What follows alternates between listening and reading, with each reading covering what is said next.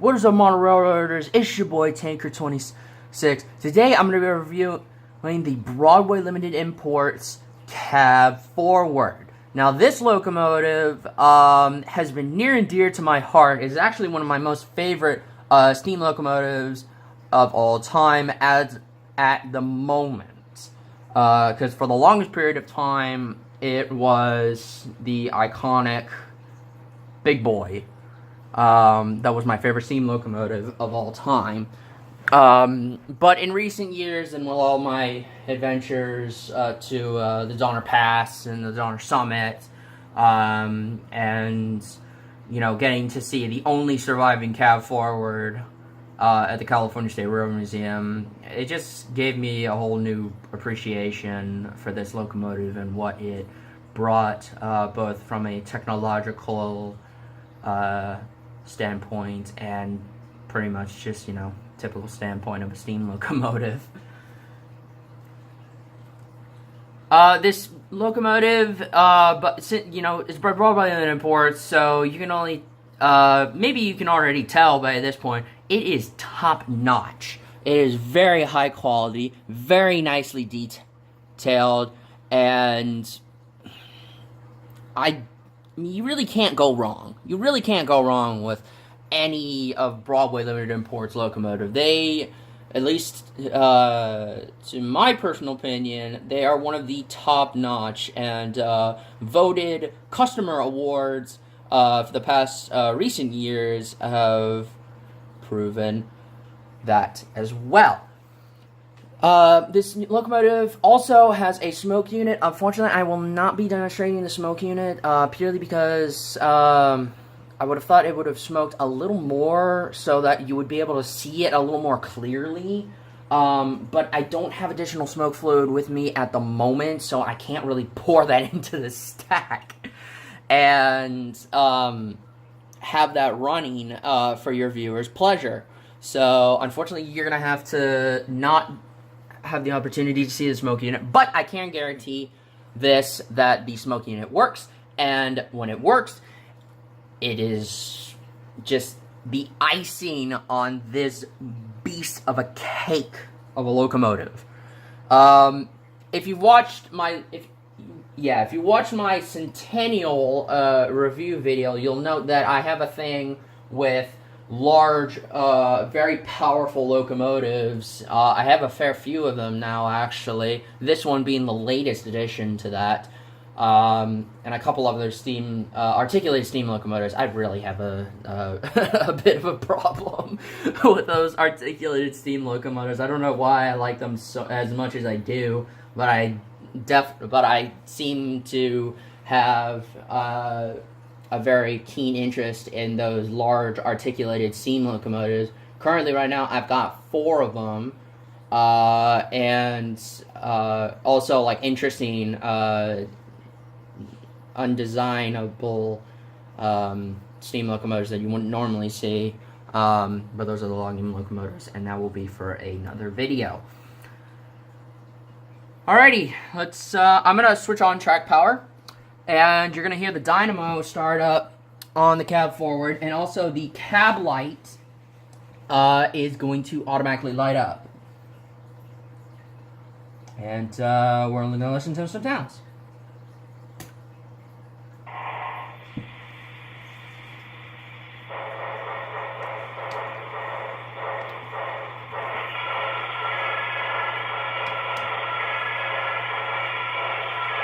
I don't know how well you can see the headlight right there, but let's turn the headlight on. It's a nice bright headlight, and when you turn it off, which I'm going to do right now, it doesn't turn off just straight away. It actually dims down and eventually goes off. So there we go. Alright, we'll listen to some sounds. Here's the bell.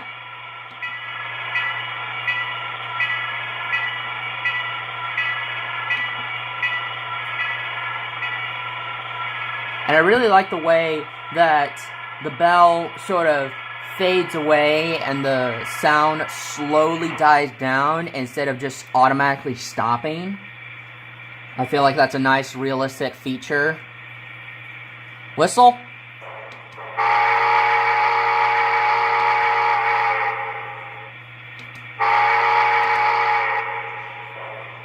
Nice, crisp whistle. I just love these whistles of these steam engines whenever I get DCC and sound locomotives.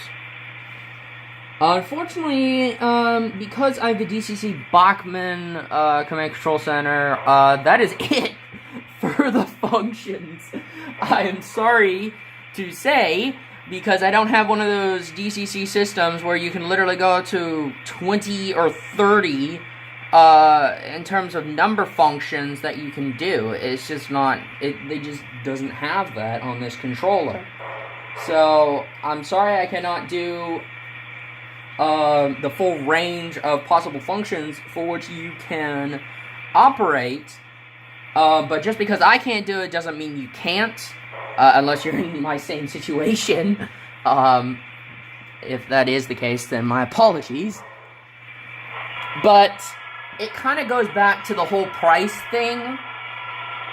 Like, there's very little chance, and I have a very little opportunity to probably buy one of those more expensive DCC and sound systems. And hence why I'm just sticking with the Bachmann DCC Easy Command Control Center. Like, as I mentioned before, this locomotive, because of its size, it is a really good puller. It is a really good runner. Unfortunately, my layout is, well, it's a bit interesting. Because after I expanded it, I had the additional 2 wooden railway bridges for which I created in my woodchopping class at school. And, well, unfortunately because of the height, I've had to make a bit of hills. Now, I don't know if it's like, if these hills are steeper or not than the 2% gradient for a model scale railroad, which is HO scale, by the way, just so there's no confusion between scales. But then again, the Cab Forward used to go over the Sierra Nevadas, and if any of you have been to the Tahoe, Truckee, Donner Lake area, you'll note that the gradient of those tracks in that mountain pass are pretty steep. Alrighty, so I'm gonna do a little bit of a run by, going back and forth. And as I put it in reverse, and as it starts moving, the headlight actually brightens up. It's directional, so it will actually dim down if you put it in reverse. Synchronized chuffing, as you can hear. Now I'm going to throw it in reverse and bring it back into frame.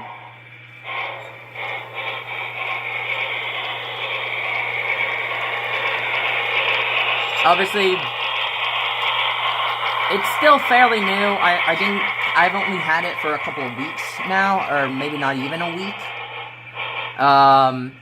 And obviously, it is a very smooth runner at very slow speed steps. Although I don't typically like have it at very, very slow speeds, purely because, you know, that's just not my running style. Thank you so much for watching. Like, subscribe for more model railroading product reviews. I hope to do some more in the future. And, you know the drill. I hope it was a thrill. And I hope you learned something of this. Because, you know, this is, you know, one of those videos where I'm here to teach about the model railroading. Until next time, model railroaders. All aboard!